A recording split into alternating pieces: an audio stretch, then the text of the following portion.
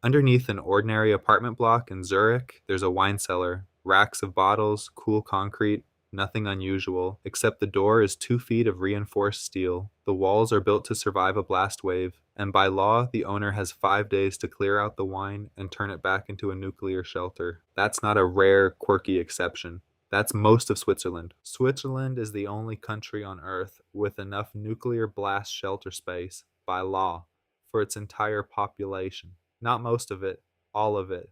Roughly 9 million people, more shelter spaces than there are residents. This video is about how one small, neutral, famously calm country ended up more prepared for nuclear war than anyone else, and why. It starts with a law most countries don't have anything like: Switzerland's Civil Defense Act, first passed in 1963, tightened in 1978. It requires that every new residential building either include its own blast shelter or that the owner pay into a fund for public ones. Not a suggestion, not a subsidy program, a legal requirement enforced the same way you'd enforce a fire code.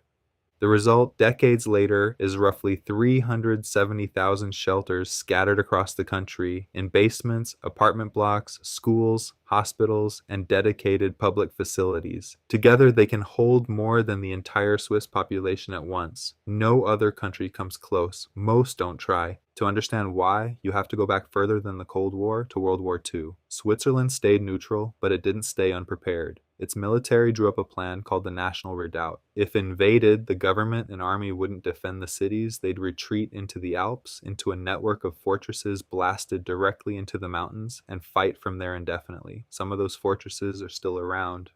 Sasso San Gottardo, once a secret installation hidden inside a mountain guarding the Gotthard Pass, is now a museum you can actually walk through, cannons and barracks and all. That instinct, defend from inside the rock, never really went away. When the Cold War made nuclear war a live possibility, Switzerland didn't build a few emergency bunkers for officials. It rewrote its building code so that surviving underground became a default feature of Swiss life, the same way plumbing or wiring is. The single most famous example is the Sonnenberg Tunnel just outside Lucerne. On the surface, it's an ordinary highway tunnel. Behind blast doors weighing several tons each, it was built to convert into a shelter for 20,000 people, with its own hospital, command center, and independent air and power systems. For decades, it stood ready to seal itself off from the world in minutes. In 2006, the Swiss government quietly decommissioned it as an active shelter, not because the threat had vanished, but because keeping a facility that size ready for 20,000 people no longer made financial sense compared to the country's smaller, more distributed shelters. For comparison, most countries have essentially no public shelter capacity at all. The United States, a nuclear superpower with a Cold War civil defense program of its own, never came close to sheltering its full population. Those old fallout shelter signs on city buildings mostly point to unmaintained basements, not real facilities anymore. Sweden and Finland, the other frequently cited examples of serious civil defense planning, cover somewhere between 70 and 80% of their people. Switzerland's law simply doesn't allow a gap. If the shelter math doesn't add up in a given town, someone has to build more until it does. The system also isn't just concrete. Switzerland maintains a civil protection service, Zivilschutz, that historically pulled in able-bodied men not already serving in the regular military, training them specifically to run shelters, distribute supplies, and manage evacuations if the day ever came. Once a year, on the first Wednesday of February, the country still tests its national alarm system, Siren sounding in every canton simultaneously, a nationwide drill most Swiss residents barely register anymore, background noise for a system built to be forgotten until it's needed.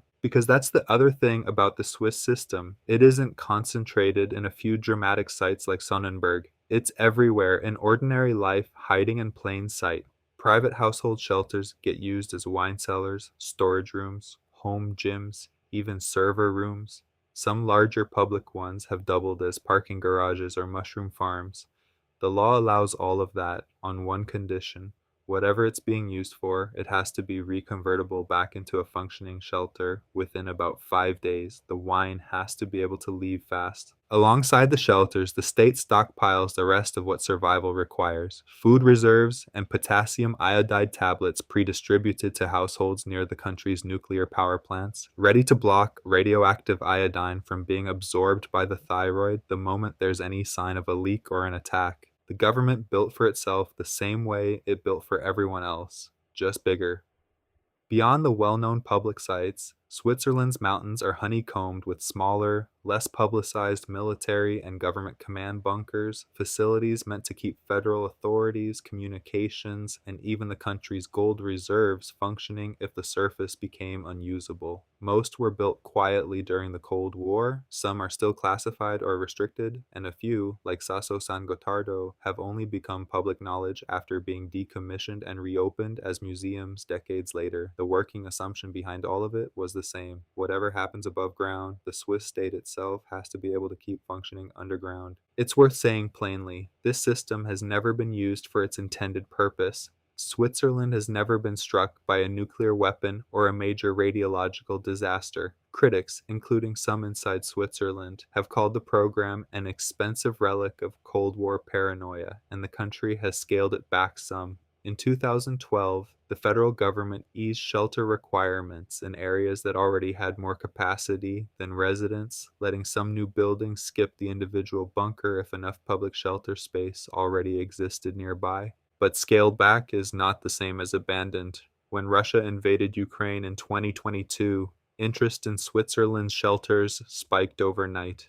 Sales of protective equipment and shelter renovation services jumped. Local governments fielded a wave of questions from citizens about where their nearest public shelter was and whether their private one was still up to code. The system had been sitting there, mostly forgotten in peacetime storage room form, ready to be exactly what it was built for the moment people remembered it existed. That's really the whole philosophy in one image: a wine cellar that's secretly a bunker, in a country that would rather spend 50 years maintaining a system it hopes to never use than gamble on not needing it. Most nations plan for the wars they expect. Switzerland built its entire civilian infrastructure around the one it hopes never happens and kept it ready anyway.